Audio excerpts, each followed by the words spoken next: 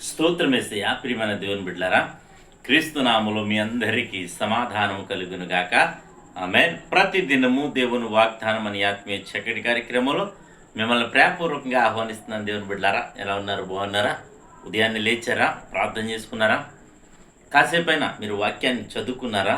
ప్రతి దినము దేవుని తన కృపను బట్టి, తన దయను బట్టి మరి ప్రతి దినము మరి కొనసాగిస్తున్నాడు. మరి ఈ వీడియోలు చేయడానికి ప్రతి దినము మరి ఈ వీడియోలు చేయడం, మరి దేవుని ద్వారా దేవుని మాటను మీకు అందించడం, మరి దేవుని కృపే, లేకపోతే మా శక్తి చాలదు. దేవుడిస్తున్న మరి శక్తిని బట్టి, కృపను బట్టి, ఆయన ఇస్తున్న ప్రోత్సాహాన్ని బట్టి మరి ప్రతి దినము వాగ్దానం అందించడం జరుగుతుంది. కనుక మరి వాగ్దానాలను మీరు నిర్లక్ష్యం చేయకండి అని మీకు తెలియచేస్తూ, ప్రతి దినము దేవుని వాగ్దానం అని ఆత్మీయ చక్కటి కార్యక్రమంలో వాగ్దానం చదువుతున్నాను. యోహాను సువార్త 4వ అధ్యాయము 42వ వచనం. మా మట్టుకు మేము విని ఈయన నిజముగా లోక రక్షకుడని తెలుసుకొని నమ్ముచున్నామని దేవునికి స్తోత్రం. ఇక్కడ సందర్భం ఏమిటంటే, సమరయ స్త్రీని గురించిన మరి కొంత సంభాషణ అక్కడ జరుగుతుంది. సమరయ స్త్రీతో ప్రభువారు మాట్లాడడం జరిగింది.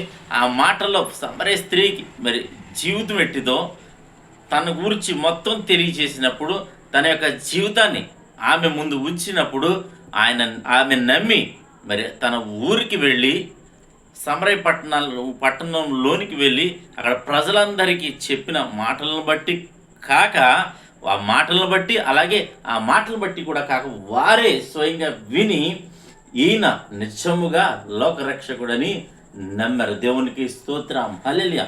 మరి ఈ దినం మరి నువ్వు ఎవరైనాను సరే, ఈయన లోకరక్షకుడు అని ఒకవేళ నువ్వు నమ్మగలుగుతున్నావా? ఈయన మరి తెల్లోళ్ళ దేవుడని, లేదా ఆయా రీతిలుగా మరి తక్కువ కులవారు దేవుడని నువ్వు అనేక రీతిలుగా మరి నువ్వు యేసు ప్రభు కోసం ఆలోచన కలిగి ఉన్నావేమో.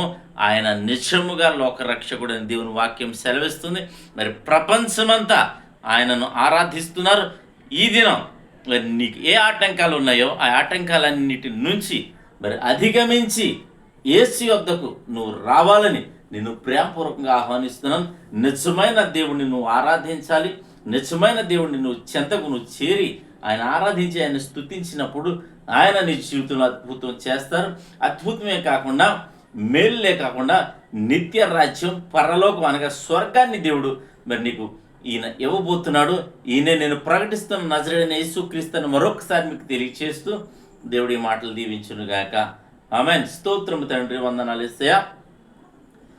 ప్రతి దినము దేవుని వాగ్దానం అని ఆత్మీయ చక్కటి కార్యక్రమంలో మీరు ఇస్తున్న వాగ్దానమును బట్టి స్తుతులు చెల్లించుకుంటున్నాం.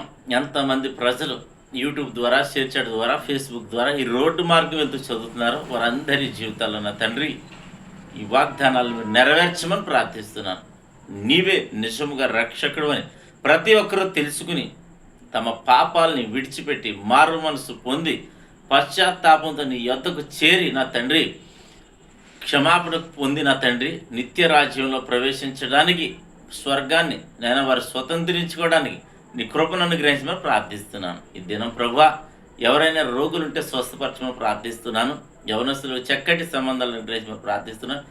గర్భఫలాలు దయచేయమని ప్రార్థిస్తున్నాను. ఈ దినము తండ్రి మా గ్రామాన్ని, మా రాష్ట్ర, మా దేశాన్ని కాపాడున్న సరిహద్దుల్లో నెమ్మది దయచేయమని, అలాగే తండ్రి ఈ దినం ఎవరైతే మ్యారేజ్ డే, బర్త్డే జరిపిన బిడ్డలందరికీ క్షేమాన్ని, సమాధాన సంవత్సరం అంతా దయకిరీడం ఉంచమని ప్రార్థిస్తున్నాను.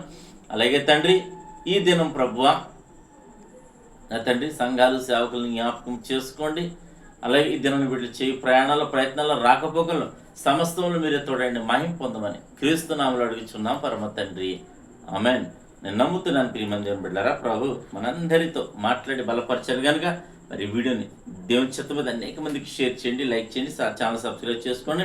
అలాగే ముఖ్యంగా ఈ దినం ఎవరైతే మ్యారేజ్ డే, బర్త్డే జరిపించారో మీ అందరికీ క్రీస్తు నామములో నా శుభాలు తెలియజేసిన దేవుని కుటుంబాన్ని మరి నిండారులుగా దీవించును గాక.